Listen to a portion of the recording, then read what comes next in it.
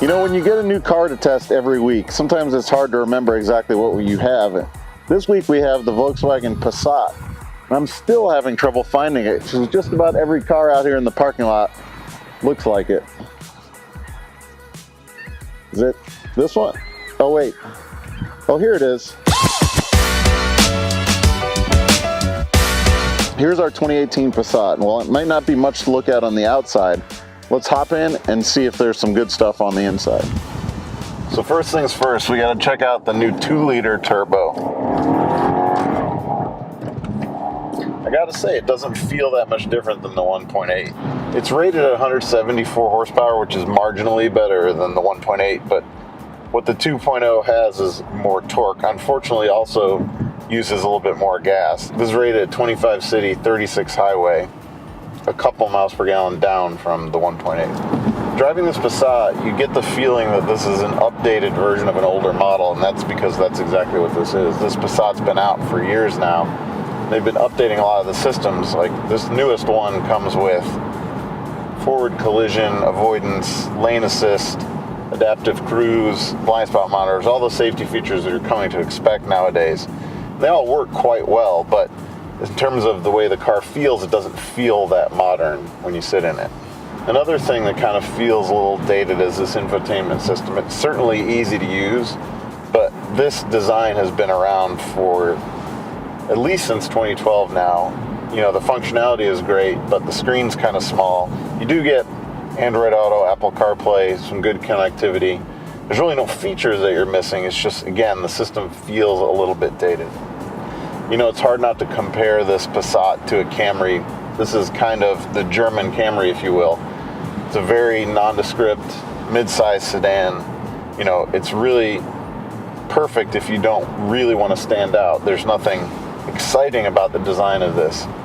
Another place that I feel like VW is trying to compete with Camry is in plastic materials. I mean, Volkswagen is usually does a lot better job with the material selection, but you've got this thin, hard plastic on the tops of the door panels. A lot of times that's just found at the bottom, and you've got a better material up top. Here, you've got a soft touch, the very top of this, but immediately into the cheap stuff. And, you know, overall for a car that dips into the 30,000s, our vehicle here that we're testing, the SEL 2.0, is $31,000.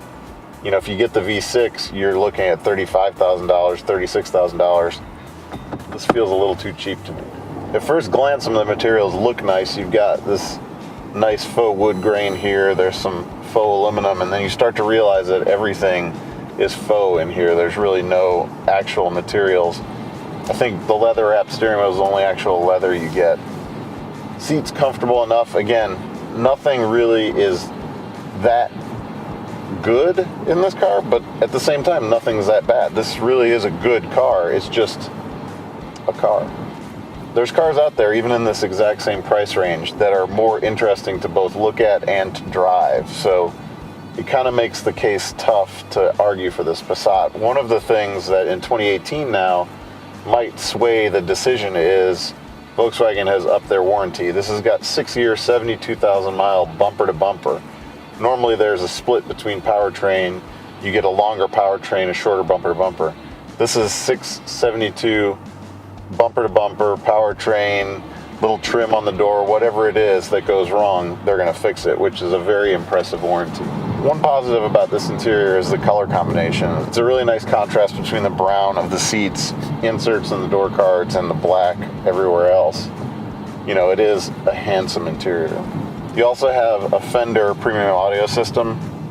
Again, Fender is obviously a well-known name in the music world, but as far as car audio goes, I think they missed the mark a little bit. It's tuned to really sound boomy, but it doesn't really have a lot of detail. It's not very accurate. It's definitely loud, but being loud isn't the most important thing. There are some nice creature comforts in here. You've got heated front and rear seats, heated side view mirrors. As far as your steering wheel goes, though, your hands are out of luck, and with winter not wanting to let go here in Chicago, we're definitely feeling it today. It would be nice to have a heated wheel. There's been an annoyance with the parking sensors. Sometimes when you're taking off from a light, turning left, maybe there's a line of cars and you're cutting through and you have to cut it pretty close with another car, it'll warn you, but it doesn't warn you when you're near the car. It's a couple second delay. So, you know, some problems with the tuning of those sensors. Hopefully that's something they could correct with software, but it is kind of annoying to hear, especially just in a regular driving situation. If you're parking, I definitely want to hear the parking sensors, and if I'm just driving, I don't want to hear them. As far as handling goes, it's another strong point in this Passat. It does have a very lively driving feel through the steering wheel. It's got good grip, good feedback. You know, overall, it's a good handling car. This SEL is not the performance version. There's a new GT model available this year. It's got the more powerful V6 engine and performance-tuned suspension. You can also get a 2.0T R-Line package, so there's a couple more performance-oriented options if that's what you're looking for. There's a big gap in power between the engines. 174 horsepower for the base 2.0T. The V6 3.6 liter has 290 horsepower. Again, sort of on par with the competitors, but I feel like there's a wide gap between those options.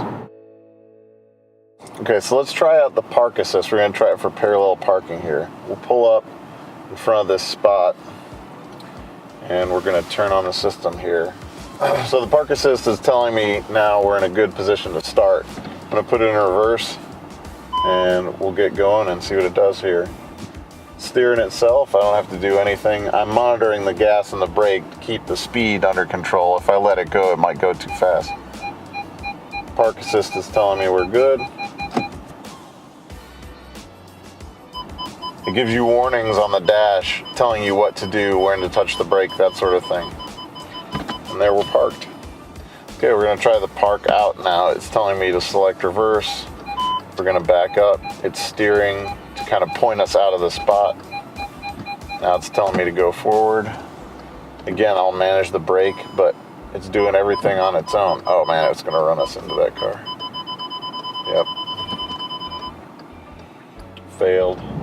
This 2-liter turbo is coupled to a 6-speed automatic gearbox, and we've noticed, especially in the regular drive mode, that it really does like to lug at lower RPM. It'll sit at 1,000 RPM, especially at a lower speed, and it really takes a lot of throttle input to get it to start accelerating. It'll lug the engine.